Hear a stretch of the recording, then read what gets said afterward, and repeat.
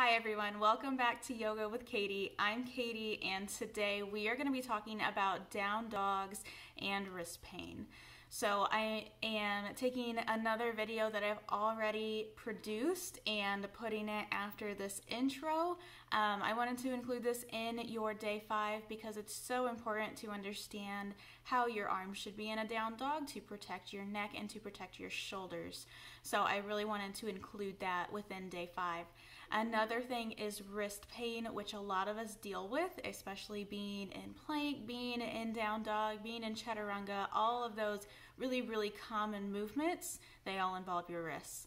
So I wanted to make sure that you guys had some availability to be able to play around with wrist placement and be able to find the most comfort for your body. So I hope you enjoy.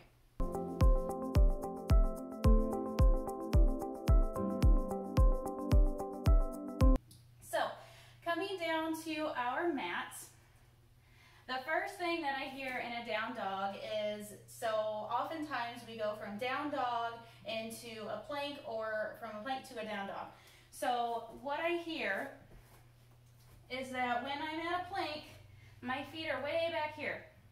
And then when I go back into down dog, I can't keep my feet back there and keep my weight in my legs like it should be in your down dog. I have to walk them forward.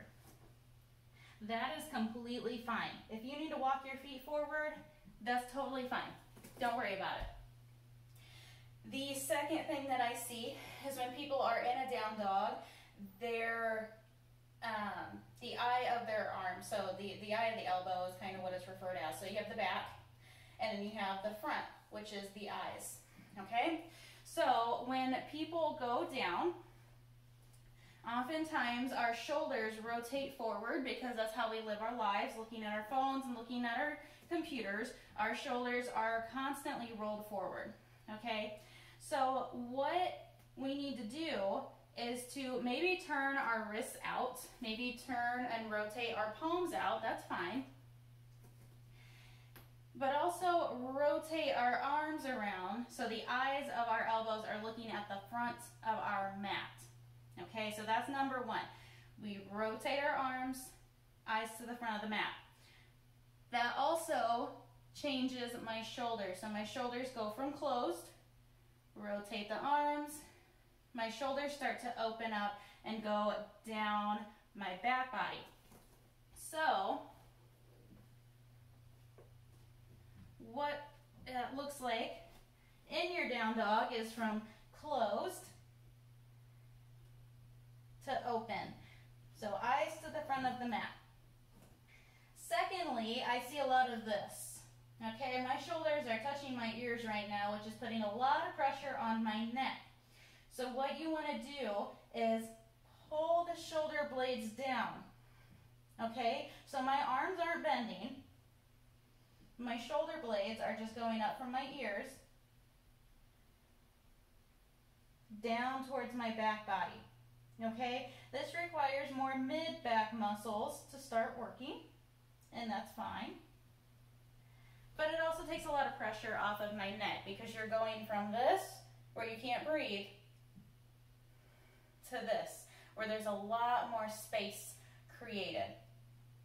So that's the basics of your upper body in a down dog.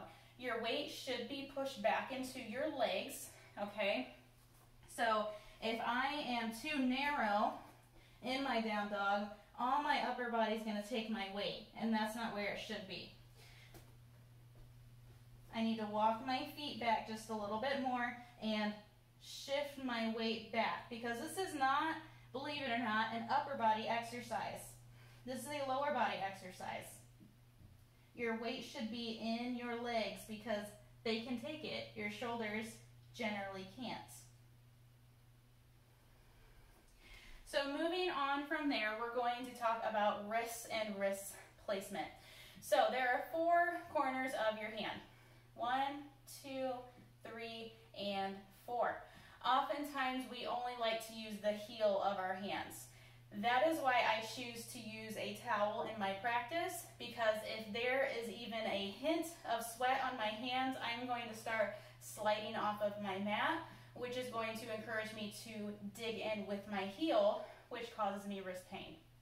So that's my extra grip that I have on my mat, is through my towel, so that I can displace the weight throughout my hands. So we usually forget that corner number 4 exists. Okay, that's the corner in between the first finger and the thumb. We forget that that exists. So when we root down through the outsides. We don't root down through that corner, okay? You need to push through all 4 corners, and that one it's harder to find in your practice unless you're actually focusing on it. There's a lot to focus on in yoga. So that is one thing that you can do. Another thing that you can do is to roll up the end of your mat, okay? So rolling up the end of your mat changes the leverage or the angle that your hand is being placed at. So when I roll up my mat, I'm just gonna put the heel of my hand on the edge of my mat, okay? So that takes me from a flat hand to an angled hand, which will encourage you to use more of the ball of your hand to displace the weight, but it also takes pressure and it takes such an extreme angle off of your wrist if that's bothering you. The third thing you can do, and this is the one, I'd rather go through everything else than go to this one, because this changes the look quite a bit throughout everyone's practice. But an option is either to elevate. So if you were to be taking a plank from a chair, taking a down dog from a chair, all of that is possible. But that will take weight off of your arms and put it back into your legs where it should be. But another thing that you can do is go to your forearms. So most exercises in yoga, not all, can be transitioned into forearm exercises rather than being on the wrist. So let's say you're going from a plank. Okay, so I take my plank from my forearms, and then I wanted to go into a down dog. So what you can do instead is lace your fingers together and lift your hips and your back body up into a dolphin pose rather than a down dog. You're getting the same idea with no wrists involved.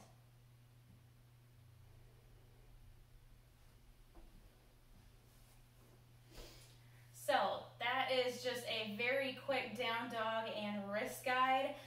If you have any questions, let me know in the comments, and I can always make a deeper dive into wrists and how to place them, and shoulders and how to place them, and all that different kind of stuff.